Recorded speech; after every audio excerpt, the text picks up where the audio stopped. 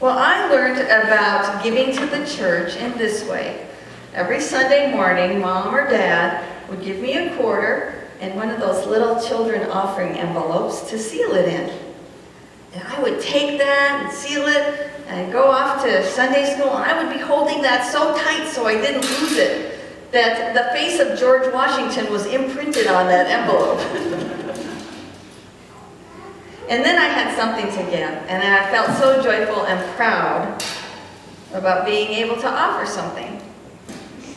Now, okay, my parents gave me the quarter, and sure, I guess you could say that I earned it. Yeah, my siblings and I did dishes after dinner, and I wasn't really that great at cleaning up my room. But anyway, I started to think that my job really at that time was growing to be a little Christian.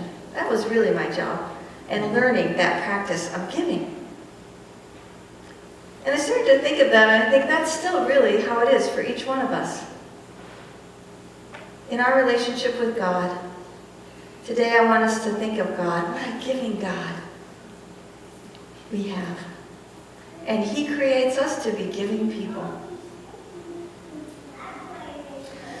I was thinking about the hands in the story today a little bit. I want to work with that. And some questions for you this week. So I'll start by asking, what do you learn by looking at your hands? This week, what are they doing? And then, what do we learn by looking at God's hands? When we look at God's hands, what do we learn? What's the difference between the hands of God and our hands? Well, the psalmists declare many, many times that, as well as the very first book in the Bible, that God's hands in the beginning were busy fashioning and creating everything. God is maker of heaven and earth. And when He was done creating everything so beautiful, He opened His hands and released it into the universe. He opens His hands with gifts and blessings. Our God is an open-handed God. The psalmist says, "The eyes of all look to you, and you give them their food in due season. You open your hand wide and satisfy every living thing." Our God is a generous God. What are hands doing in this gospel story today? Look at that. It's Passover, and the city of Jerusalem was probably filled with tens of thousands of religious pilgrims coming for that festival, swelling the city, and they're all coming to the temple. And Jesus is with His disciples in one of the outer courts where they receive the offerings. There are containers for offerings, and there's rich, there's poor, everybody's coming. And so Jesus and His disciples are sitting watching this. And He sees something that troubles Him a lot.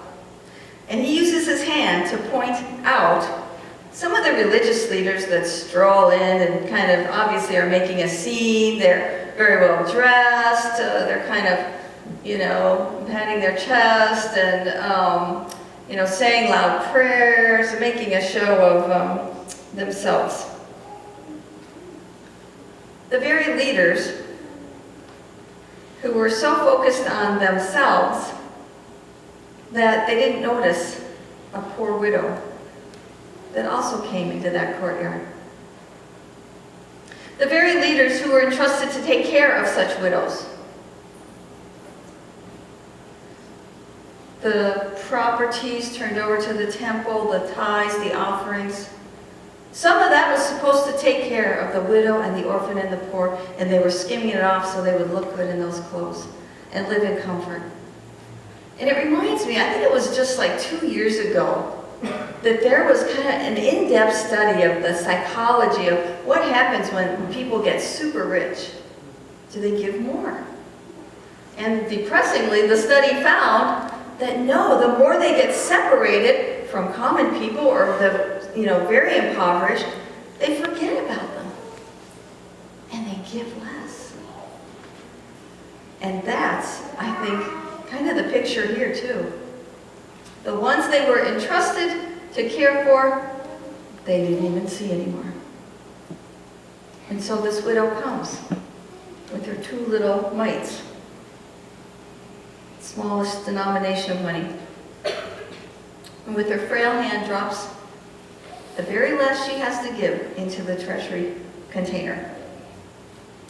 Now I'm going to stop back for a minute, kind of like Bill did. I think the Holy Spirit was sending us a similar message. And say, I too had a memory about the awkwardness of talking about money.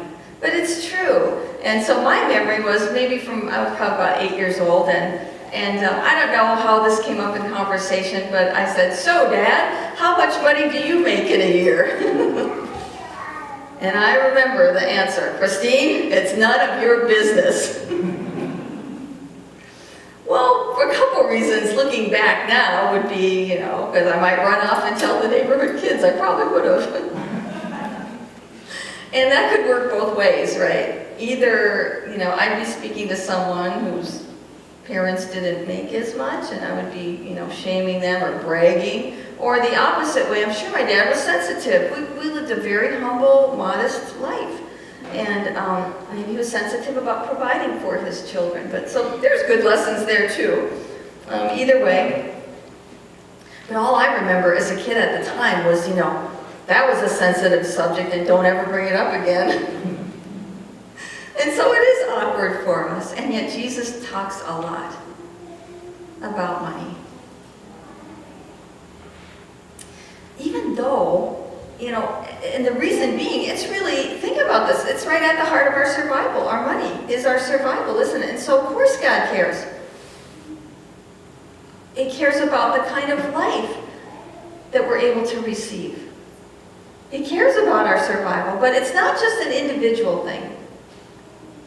Jesus is looking at the rich and the poor at the temple together.